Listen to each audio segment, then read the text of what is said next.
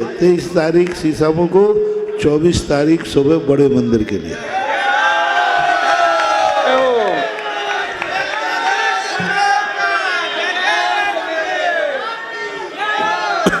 देखो भाई, तारीख तो मैंने घोषित कर दी थी, कहता था हूँ, लेकिन कोई विकल्प के लिए हमेशा छूट रखना है। हाँ देखो, साधु हूँ, कोई बात आ जाए, कोई 19-20 हो जाए तो वो छूट रखना, आपातकाल की सदा छूट रखना चाहिए। सामान्यता तो ठीक ही है, लेकिन कोई विशेष परिस्थिति आए तो मेरा वचन नहीं मानना, एक सामान्य भावना मानना है ना। जय श्री ओम नमः सिद्धेभ्यः, जय श्री ओम नमः सिद्धेभ्यः, जय श्री ओम नमः सिद्धेभ्यः। सर्वमंगल मांगल्यम सर्वकल्याणकारकं प्रधानं सर्वधर्माणां जैनं जयतु शासनं, जैनं जयतु शासनं। पंच परमेष्टि भगवान की, आचार्य श्री गुरुवर कुंद कुंद महाराज की, आचार्य श्री गुरुवर विद्यासागर महाराज की। बस अब एकदम शांत, ओम शांति।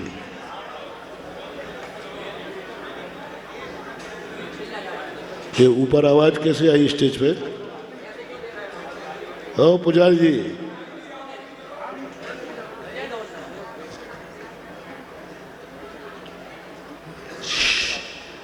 डॉक्टर साहब साइलेंट।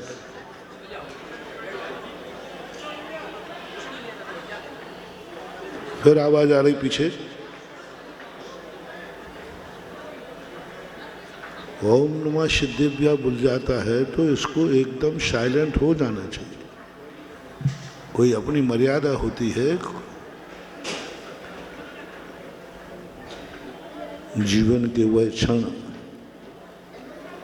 जहाँ उपादान अपनी शक्तियों को लेकर बैठा रहता है, वहाँ निमित्त का कितना महत्व हो जाता है, बहुत बड़ी चीज। एक व्यक्ति अच्छा हो जाता है तो सारा जगत अच्छा हो जाता है।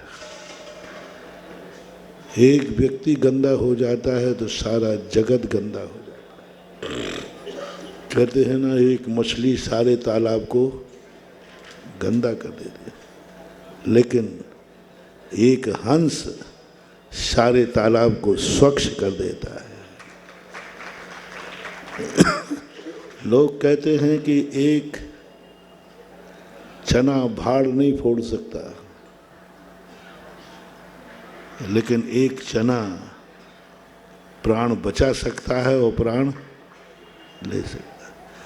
वो व्यक्ति खोजना है, उस व्यक्ति की दुनिया में खोजना है कि एक व्यक्ति सुधर जाए तो सारा जगत सुधर जाएगा, और एक व्यक्ति बिगड़ जाए तो सारा जगत बिगड़ जाएगा। इन दो व्यक्तियों को अपने घर में, अपने परिवार में, अपनी समाज में, अपने देश में, अपने मुल्क में, अपनी जिंदगी में खोज के रखना, ये मोटिवेशन आपको याद रखना। तुम्हारी जिंदगी में कोई व्यक्ति ऐसा है, वो अच्छा हो जाए तो तुम अच्छे हो जाओगे। तुम्हें विश्वास है कि मैं तो कभी अच्छा नहीं हो पाऊंगा, लेकिन मेरी जिंदगी में एक व्यक्ति है जो अच्छा हो जाएगा तो मैं अच्छा हो जाऊंगा। वो गंदा हो जाए तो मैं गंदा हो जाऊंगा। एक व्यक्ति खोजो। तुम अपनी ज़िंदगी में जो मैं मोटिवेशन दे रहा हूँ, हर व्यक्ति इसको मंत्र के रूप में स्वीकार करे। तुम्हारी ज़िंदगी में कोई व्यक्ति ऐसा है जो अच्छा हो जाए तो तुम अच्छे हो जाओगे, वो गंदा हो जाए तो तुम गंदे हो जाओगे। वो पुण्यात्मा हो जाए तो तुम पुण्यात्मा हो जाओगे, वो पापी हो जाए तो तुम पापी हो जाओगे। कोई व्यक्ति तुम्हारी जिंदगी में ऐसा हो और ऐसा कोई भी व्यक्ति नहीं है जिसकी जिंदगी में ऐसा व्यक्ति ना हो। स्वयं के गंदे और अच्छे होने का कोई फर्क नहीं पड़ता। कौन है जो तुम्हारी जिंदगी को गंदा कर देगा? कौन है जो तुम्हारी जिंदगी को अच्छा कर देगा? ऐसे ही परिवार में एक व्यक्ति खोजो जिसको कह सको यह अच्छा रहेगा तो पूरा परिवार अच्छा रहेगा, इसकी यह इज्जतवान रहेगा तो पूरा परिवार की इज्जत होगी, और यह बिगड़ गया तो सारा परिवार बिगड़ जाएगा, सारे परिवार की धूल में मिल जाएंगे। ऐसे अपनी जाति में देखो कि एक सुधर जाए पूरी जाति सुधर जाएगी, एक बिगड़ जाए पूरी जाति बिगड़ जाएगी। उस व्यक्ति को अपन को खोजना है, आज विचार करना है। कल तुमने दृश्य देखा होगा, देश में भी एक ऐसा सोचना है कि एक अच्छा व्यक्ति देश को मिल जाए तो सारा देश सुधर जाएगा, एक अहिंसक देश को मिल जाए तो सारा देश अहिंसक हो जाए। एक अच्छा व्यक्ति एक चाहिए बस, सारी दुनिया को, सारे कुएं को छानने की जरूरत नहीं है, एक लोटा छानना है। इतने 1.25 करोड़ की और आपकी जनता को संभालने के लिए एक व्यक्ति चाहिए बस। 1.25 अरब की जनता को सुधारने की जरूरत नहीं है, 1.25 अरब जनता के घर घर जाने की जरूरत नहीं है, 1.25 अरब जनता कौन क्या कर रही है इस पर विचार करने की जरूरत नहीं है। बस एक व्यक्तित्व भारत देश को खोजना है, वो सुधर जाए तो पूरा देश सुधर जाएगा, और वो बिगड़ जाए तो पूरा देश बिगड़ जाएगा। एक जिसको अपन राजा बोलते हैं, एक राजा मिला था देश के लिए, नाभि राय का पुत्र ऋषभ कुमार, राजा ऋषभ देव। सारी प्रजा दुखी थी, एक राजा सुखी था, सारी प्रजा सुखी कर दी उसने। एक राजा अहिंसक था, सारी प्रजा अहिंसक हो गई। एक राजा ने अरबों खरबों की जनता को, एक राजा ने एकाश चंद्रा तमोहंते, अनेक तारागण मिलकर के भी जो प्रकाश नहीं दे पाते, वो एक चंद्रमा सारे जगत को प्रकाशित कर देता है। एकाश चंद्रा तमोहंते। हम तारागणों को इकट्ठा करते हैं,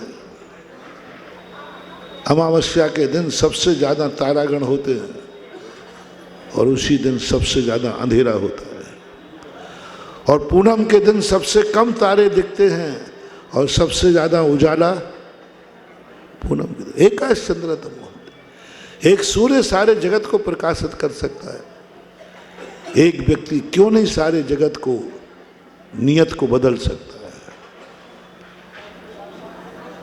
नियत को बदल।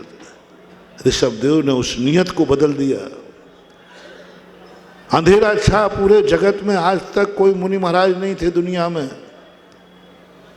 एक ने मुनिवत का कदम उठाया, सारे जगत में मुनियों का प्रकाश फैल गया। 18 कोड़ा कोड़ी सागर वर्ष का फैला हुआ अंधकार, 18 कोड़ा कोड़ी सागर वर्ष का फैला हुआ अंधकार, एक व्यक्ति ने छोटी सी घटना पर, नीलांजना की मौत पर, नीलांजना की मौत पर सारे जगत को प्रकाश दे दिया। मौत पर वैराग्य लेकर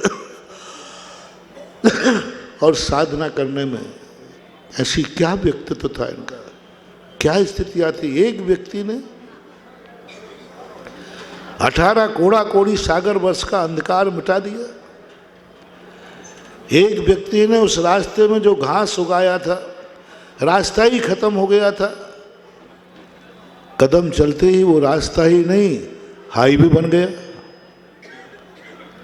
ऐसा कौन सा व्यक्ति है? महान व्यक्ति वह है जो रास्ते नहीं खोजता है, जहां से जाता है वो रास्ता बन जाता है।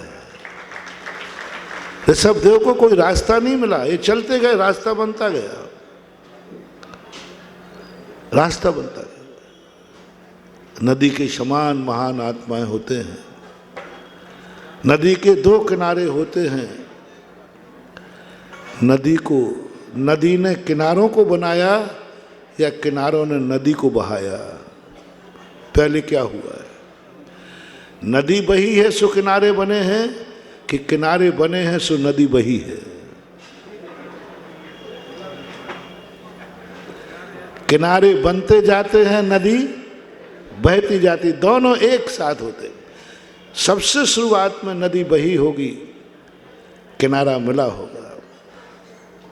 नदी बनती जाती, किनारे बनते जाते, नदी बहती जाती बढ़ती जाती। ऐसा ही ये दुनिया है। महान आत्माएं चलती जाती हैं, रास्ते बनते जाते हैं, और ये रास्ते इतने महान हो जाते हैं फिर द्वारा उन पर आज करोड़ों सागरों वर्ष के बाद ऋषभ देव ने जिस रास्ते पर चले, आज उस रास्ते पर हम और आप सब चल रहे हैं। एक व्यक्ति ने सारे दुनिया के आंसू पहुंच दिए। एक व्यक्ति ने, सारी दुनिया के आंसू थे, सारी दुनिया भयभीत थी, दुखी थी। एक आत्मा ने एक आवाज में सबके चेहरों पर खुशी ला दी। एक आवाज। शब्दों में भी बहुत ताकत होती है, बुद्धि में। ऋषभ देव ये किम कर्तव्य बन के बैठ जाते, मैं अकेला क्या कर सकता हूँ, सारी इतनी बड़ी जनता के दुख कैसे दूर कर सकता हूँ? नहीं, साहस करो। और ऋषभ देव ने, एक व्यक्ति अकेले मात्र एक व्यक्तित्व ने सारे विश्व को ऐसा मार्ग दिखाया, ऐसा सुख का रास्ता दिखाया।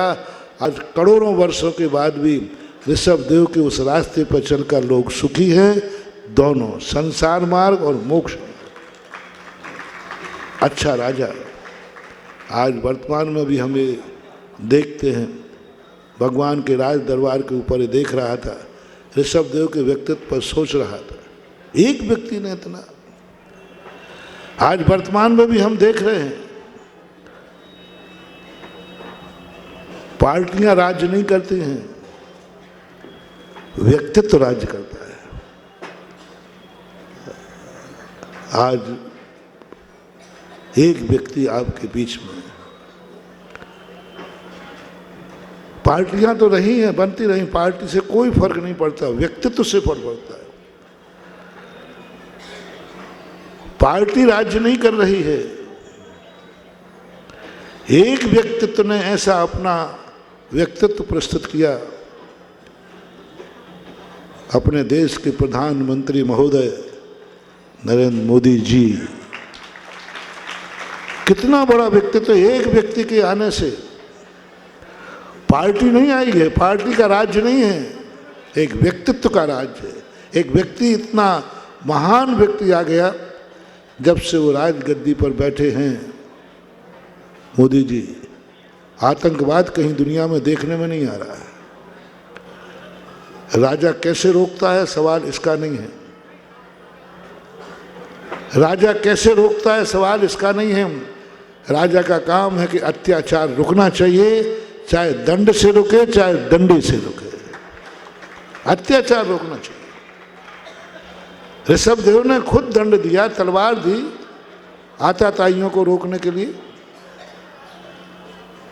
आताताइयों को रोकने के लिए तलवार दी कि यदि आताताई अच्छे से ना माने तो तलवार का उपयोग करो, राजा को छूट है।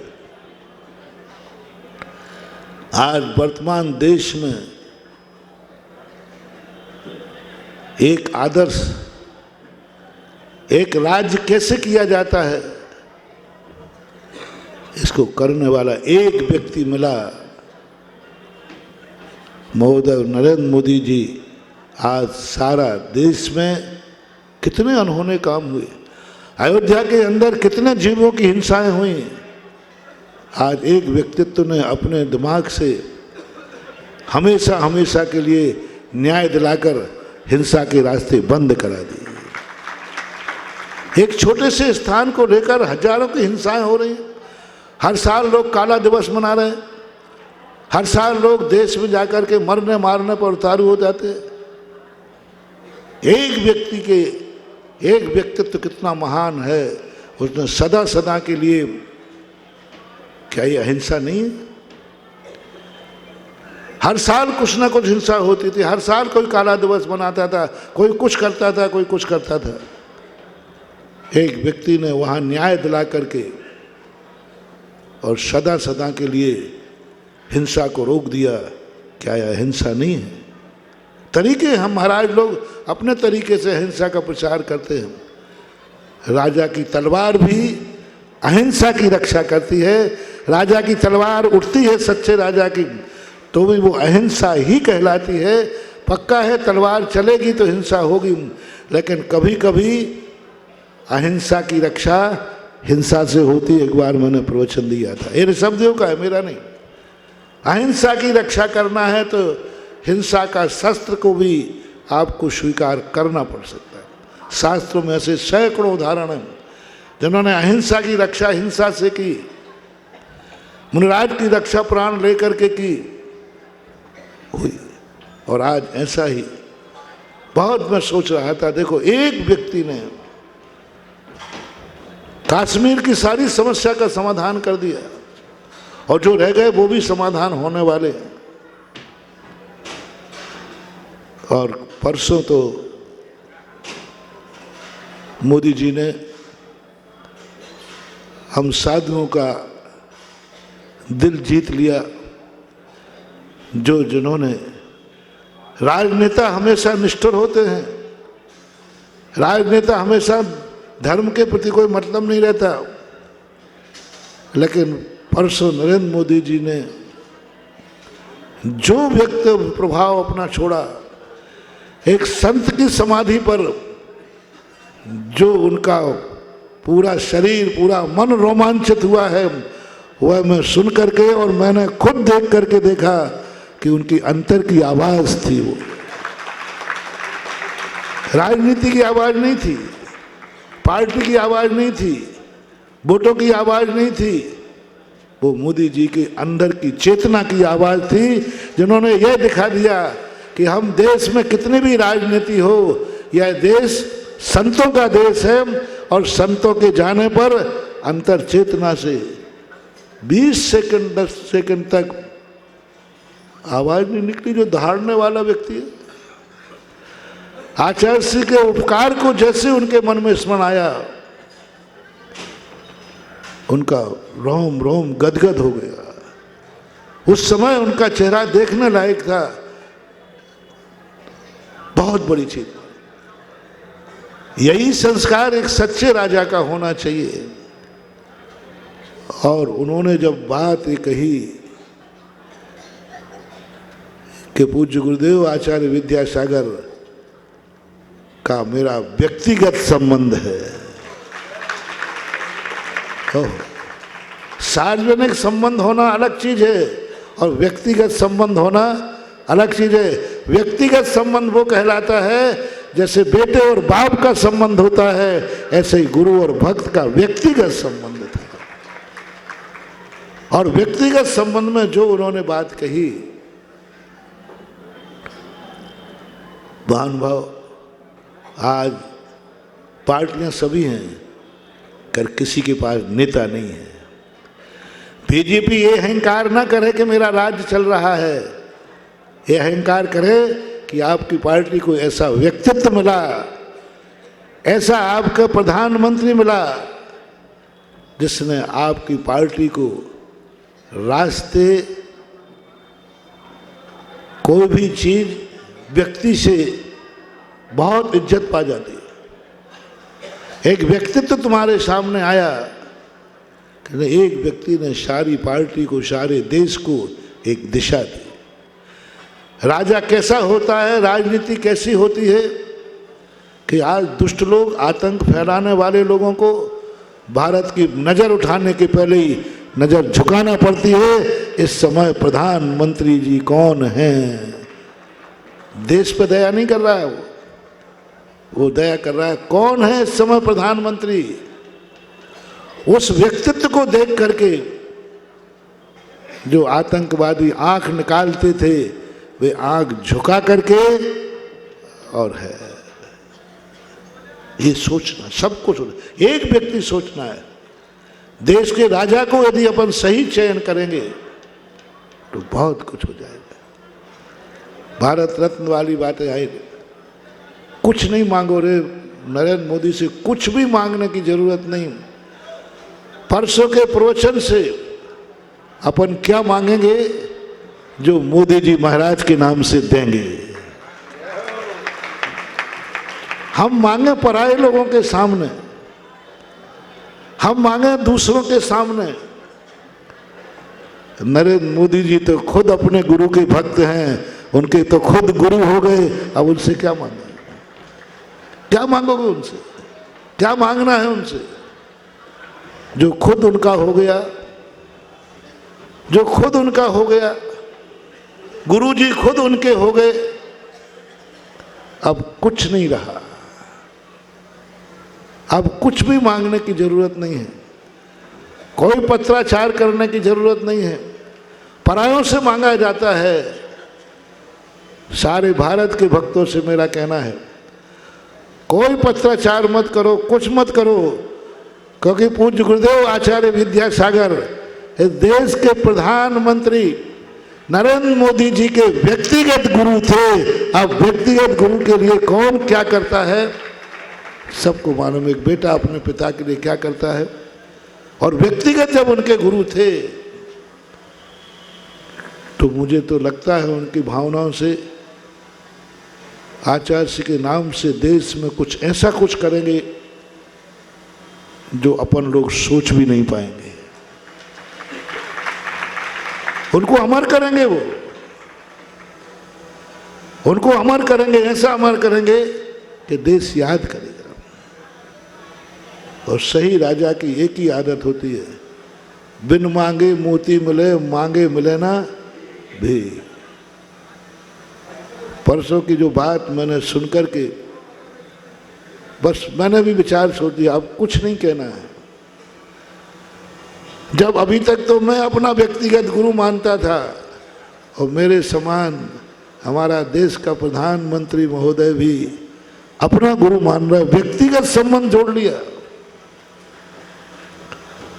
और अंतर चेतना से जोड़ा।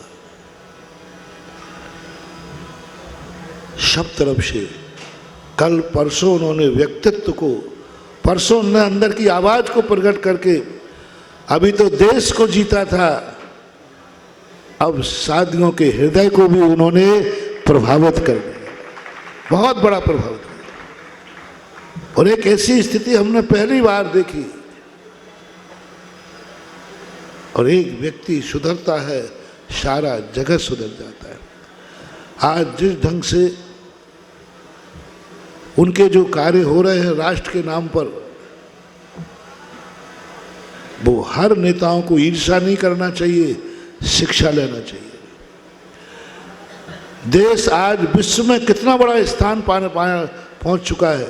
आज विश्व भी भारत को एक व्यक्तित्व के नाम से जान रहा है कि भारत देश में कोई व्यक्ति, सारे विश्व की खबरें भी मैंने ली, हर व्यक्ति एक आदर्श विश्व के में स्थान दिला दिया कि भारत इतना कायर नहीं है कि पिटता रहे, लुटता रहे। भारत खुद अपनी रक्षा करके जानता है, ये हमारे प्रधानमंत्री महोदय ने दिखा दिया। अभी तक लोग समझते थे कि भारत पिटने वाला है, लुटने वाला है, कितना ही आतंक पहुंचाओ, श्रद्धांजलि सभा जमा करके हम जो शहीद मर गए हैं, जो आतंकवादियों से मरे हैं, हम उनके मन में दुखी हैं, ऐसा बना करके छोड़ देते थे। और फिर 2 दिन बाद फिर कोई बम ब्लास्ट हो जाता, फिर कोई नेता मरता था, फिर कोई कुछ होता था। ये सब करके नहीं, उन्होंने दिखा दिया ये कि भारत देश दुश्मनों से मरना नहीं जानता है, मारने वालों को सबक भी सिखा सकता है, अपनी रक्षा भी कर सकता है। और कितने जीवों की रक्षा करके, तो मैं आज उस बात को कहना चाह रहा हूं कि एक व्यक्ति कुछ नहीं कर सकता, कितना बड़ा कार्य। एक राजा यदि सही बन जाए, सही संकल्प हो जाए, अपनी कर्तव्य निष्ठा पर आ जाए, तो सारा देश को शांति दे सकता है, सारे देश को अहिंसक बना सकता है, सारे देश में अच्छाइयाँ उत्पन्न कर सकता है। और कर रहे हैं। इसलिए मेरा तो सभी से कहना है कि आचार्य जी के संबंध में 2-3 दिन से मेरे पास खूब चर्चा आ रही। महाराज आवाज़ लगाओ, आचार्य जी के नाम से विश्व में होना चाहिए। ये आवाज़ आ रही थी, कुछ करना चाहिए। आप मोदी जी से कहिए। मैंने उनका जो 5 मिनट का व्यक्तित्व था, वक्तव्य था, उसको सुनने के बाद अब मैं नरेंद्र मोदी से कुछ भी नहीं कहूँगा, क्योंकि हमारा प्रधानमंत्री महोदय मोदी जी इतने अच्छे हैं, वो खुद अच्छा करेंगे कि शायद अपन मांगने पर वो उतना अच्छा नहीं कर पाए। अंदर की भावना है, उनके वो आदर्श हैं। उनको 24 घंटे में उनकी समस्या का समाधान करते हैं। तुम लोगों से बहुत आगे निकल गए, उनका डायरेक्ट संबंध हो गया आचार्य से। और आज भी उनका स्मरण उन्होंने जिस भावना से किया, वो भावना एक सबके लिए गौरवान्वित है। तो एक व्यक्ति की बात मैं कह रहा था, एक व्यक्ति इतना अच्छा देश को मिला था बहुत वर्षों पहले। एक राजा यदि अच्छा मिल जाता है तो बहुत बड़ा कार्य हो जाता है। एक आचार्य ने, आचार्य परमेष्ठी ने श्रवण संस्कृति की ध्वजा सारे को बता दी कि मुनि धर्म क्या होता है। सारे मुनियों ने नहीं बताया, एक आचार्य विद्यासागर महाराज ने अपने को अच्छा बनाया, सारी श्रवण संस्कृति अच्छी हो गई। एक अच्छा था, एक ने स्वयं को अपने को अच्छा बनाया। तो आज हमें धर्म की तरफ से, कर्म की तरफ से, राजनीति की तरफ से, परिवार की तरफ से एक व्यक्ति खोजो जो सारे धर्म को, सारा धर्म अच्छा हो जाए उसके अच्छे होने पर। एक व्यक्ति खोजो जो चले और वो रास्ता बन जाए। आप अपने जीवन में भी इसी को आदर्श बोलते हैं कि हमारा आदर्श वो है। हम तो कुछ भी नहीं जानते थे, वो अच्छा था इसलिए मैं अच्छा हो गया।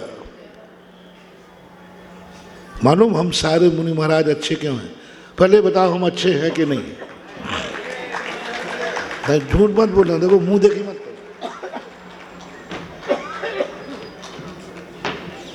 बताओ ना अच्छे हैं कि नहीं? मुंह देखी कर रहे हो ऊपर से, अंदर से बोलो। अच्छा अंदर से बोलो, नहीं चलो नहीं ऐसा बोलो महाराज 50-50 अच्छे हो, 50 बुरे हो, हैं? बोलो अच्छा हूं कि नहीं? और मैं अच्छा हूं ही नहीं। तुम कह रहे हो मैं अच्छा हूं ही नहीं। मैं तो ये कह रहा हूं मेरे गुरुदेव अच्छे थे इसलिए मैं अच्छा हूं। कौन अच्छे थे? मैं अच्छा नहीं हूं, मैं तो बंधु था, मैं तो अज्ञानी था। मेरे गुरु ज्ञानी थे इसलिए मैं ज्ञानी हूं। मेरे गुरु अच्छे थे इसलिए मैं अच्छा हूं। मेरे गुरु का रास्ता बनाया इसलिए मैं चल रहा हूं। ये बात गर्व से कह रहा हूं। वो अच्छे थे इसलिए मैं अच्छा हूं। आप अपने परिवार में भी ऐसा बनाओ कोई, एक व्यक्ति कह सको हमारे परिवार का ये व्यक्ति अच्छा है इसलिए मैं अच्छा हूं। यदि ये अच्छा नहीं होता तो मैं भी अच्छा नहीं होता। ऐसे देश के लिए जो मैंने बताई, देश के लिए एक व्यक्ति अच्छा बनाओ, सारा देश अच्छा हो जाएगा। एक व्यक्तित्व ने दिखा दिया कि राज कैसे होता है, प्रधानमंत्री पद कितना पावरफुल होता है, प्रधानमंत्री क्या कर सकता है देश को। रोने से कोई काम नहीं चलेगा, व्यक्तित्व को दिखा करके। और आज भारत को सारे आतंकवाद से मुक्त कर दिया। और हर समस्या का जहां लड़ाई झगड़ा है वहां एक ही बात सोच रहे हैं मोदी जी कि झगड़े खत्म करके जितना समय देश झगड़ों में निकाल रहा है, झगड़ों के बाद आंसू बहाने में निकाल रहा है, उतनी ताकत यदि देश के विकास में लगाए तो भारत देश विश्व में नंबर 1 पर आ सकता है। ये सोच हमारे वर्तमान प्रधानमंत्री महोदय नरेंद्र मोदी जी का है। आज मुझे कहना पड़ेगा, क्योंकि जिनके अंतस चेतना में सच्चे साधु की पहचान है, उनके अंतस चेतना में सच्चे राष्ट्र की भी पहचान है, ये माना जाता है। और आज भगवान ऋषभदेव ने जैन धर्म का जो कितने 18 कोड़ा कोड़ी सागर वर्ष से लुप्त था, भगवान ऋषभदेव ने स्वयं अकेले व्यक्तित्व ने, मात्र एक ही थे उस समय, दूसरा कोई था नहीं, एक ही व्यक्तित्व था। 4000 तो थे, वो सब ठीक नहीं थे। अकेले ऋषभदेव ने ऐसी चर्या की कि क्या कमाल कर दिया। जब घर में थे तब वो किसी एक घर के नहीं थे, घर में थे तब घर वाले गर्व करते थे कि मेरे ऋषभदेव अच्छे हैं इसलिए हम अच्छे हैं। नाभि राय तक कहने लगे कि मेरा गर्व, मेरी इज्जत, मेरा अच्छापन मेरे बेटे के कारण है। मेरा बेटा अच्छा है इसलिए मैं अच्छा हूं। कई लोग कहते हैं, बहुत सारे लोग, आप लोग कई बार आते हो, महाराज जी मैं तो बहुत पापी था, बहुत बुद्धि था, मेरे बेटे के कारण से मेरी जिंदगी बदल गई। इस बेटे ने इतना अच्छा किया कि इसने मुझे भी अच्छा बना लिया। बाप के अच्छे होने पर तो बेटे अच्छे देखे गए, कभी कभी बेटे के अच्छा होने पर बाप अच्छा हो जाता। कई पुरुष लोग कहते हैं, महाराज जी मेरी जिंदगी बहुत पतित थी, हमें धर्म मार्ग पर लगाने वाली हमारी पत्नी है, इनके कारण हम धर्मात्मा हैं, इनके कारण हम मंदिर जाते हैं। महानुभाव, हर व्यक्ति से हमें एक बात कहना है आज कि तुम्हारी जिंदगी से किसकी जिंदगी अच्छी बनी, ये हर व्यक्ति प्रयास करे। पिता को एक काम करना है, जो बेटा कहे कि मैं तो अच्छा नहीं था, मेरे पिताजी अच्छे थे इसलिए मैं अच्छा हो गया। पिताजी कहें कि मैं तो अच्छा नहीं था, बेटा अच्छा था तो मैं अच्छा हो गया। पति पत्नी भी कहें, पति कहे, सुनो स्त्रियों, आपको एक गर्व करना, जब तुम्हारा कहीं पति ये कहते हुए पाया जाए मेरी जिंदगी में जो अच्छाइयाँ हैं ये सारा श्रेय मेरी पत्नी को जाता है, जाओ तुम्हारा पत्नी धर्म सफल हो गया, क्योंकि तुम्हारे कारण से पति ने ये कह दिया कि मैं जो कुछ हूँ, आज जो मेरे में अच्छाइयाँ हैं मेरी पत्नी के कारण है। पतियों से मेरा कहना है कि पत्नी कभी अपनी सहेलियों में कहती पाई जाए, आज जो मेरा मस्तक ऊंचा उठा है, आज जो मेरा जो कुछ भी है, आज जो कुछ भी मेरी अच्छाइयाँ हैं, मालूम किसकी देन है? मेरे पति की देन है, क्योंकि वो इतने अच्छे हैं कि मुझे अच्छा होना पड़ा और मैं अच्छी हो गई। मुझे तो बहुत गुस्सा आता है, बहुत गुस्सा आता था, लेकिन मैं क्या करूं, मेरे पति इतने शांतशील हैं कि हम मैं गुस्से करना भूल गई। पति के शांत होने से तुम क्रोध भूल गई हो, समझ लेना तुम्हारा सौभाग्य जो तुम्हें ऐसा पति मिला, और पति भी उस समय धन्य हो गया जो तुम्हारे कारण से पत्नी का क्रोध शांत हो गया। क्या तुम ऐसे पति हो कि तुम्हारे कारण से कोई अच्छाई पत्नी में आई है? क्या तुम ऐसी पत्नी हो कि तुम्हारे कारण से कोई अच्छाई तुम्हारे पति में आई है? क्या तुम घर के ऐसे मुखिया हो जो तुम्हारे कारण से सारे घर में कोई अच्छाई आई है? तुम्हारे कारण से घर अच्छा नहीं था, लेकिन तुम्हारे कारण से सारा घर कह रहा है कि हम लोग सब भ्रष्ट थे, सब पतित थे, लेकिन मेरे दादाजी, मेरे घर के मुखिया इतने अच्छे हैं कि हमें अच्छा होना पड़ा और हम सब अच्छे हैं, तो दादाजी की बदौलत है, तो तुम्हारा मुखियापन सफल हो गया। मुखियापन सफल। समाज और जाति भी यही गर्व कर सकती है कि हमारे समाज में एक व्यक्ति ऐसा है जिस कारण से हम सारी समाज अच्छी है, हमें अच्छाइयाँ हैं। कमेटियाँ कह सकती हैं कि हमारा अध्यक्ष इतना अच्छा है कि हमें सबको अच्छा होना पड़ा। अध्यक्ष को ऐसा व्यवहार करो जो कमेटी ये कहती पाई जाए कि हमारा अध्यक्ष इतना अच्छा है, हम सब अच्छे हैं। जैसे आज हम गर्व कर रहे हैं, हमारा गुरु इतना अच्छा था कि उनकी बदौलत हम सब अच्छे हैं। इससे बड़ी गुरु को क्या दुआ होगी, इससे बड़ी श्रद्धांजलि क्या होगी, इससे बड़ी गुरु की सफलता क्या होगी कि शिष्यों ने कह दिया आज जो कुछ हम हैं वो सब किसकी बदौलत है।